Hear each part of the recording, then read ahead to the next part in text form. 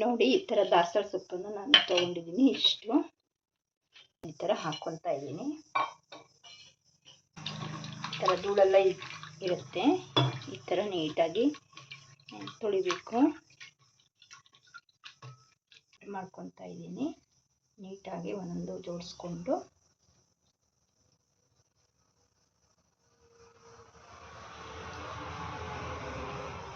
ಈ ಥರ ಜೋಡಿಸ್ಬಿಟ್ಟು ಹೀಗೆ ಕಟ್ ಮಾಡ್ಕೊತಾ ಇದ್ದೀನಿ.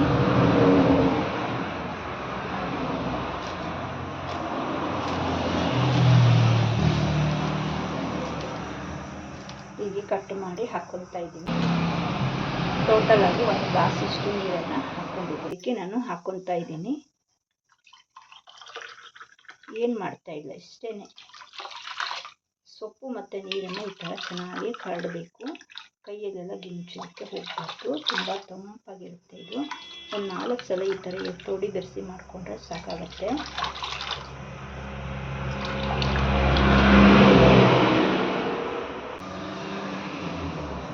ಒಂದು 2 ಸ್ಪೂನಷ್ಟು ನಾನು ಬೆಲ್ಲನ ಹಾಕ್ಕೊಂಡಿದ್ದೀನಿ. ಅದೇ ಸ್ಪೂನಿಂದ ನೀಟಾಗಿ ಈ ಥರ ಕರಡ್ತಾ ಇದ್ದೀನಿ.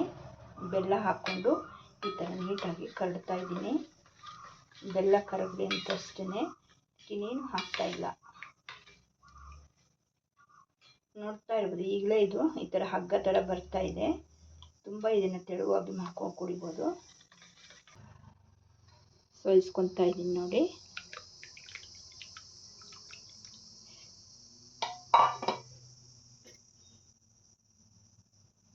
ನೋಡಿ ಇಷ್ಟೇ. ಇದು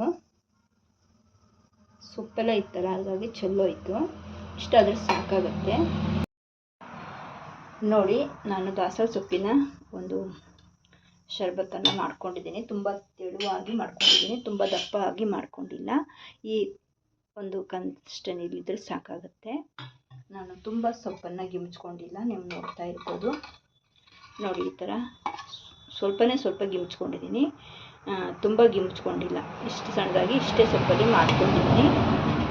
ಅಷ್ಟು ಸೊಪ್ಪಿಗೆ ಒಂದಿಷ್ಟು ಲೋಟ 3/4 ಕಪ್ಪು ಬಂದಿದೆ. ಇದು ಆರೋಗ್ಯಕ್ಕೆ ತುಂಬಾ ಒಳ್ಳೆಯದು ದಾಸವಾಳ ಸೊಪ್ಪು. ನೀವು ನೋಡ್ತಾ ಇರ್ಬೋದು ನೋಡಿ ಎಷ್ಟು ಚೆನ್ನಾಗಿ ಬಂದಿದೆ ಅಂತ.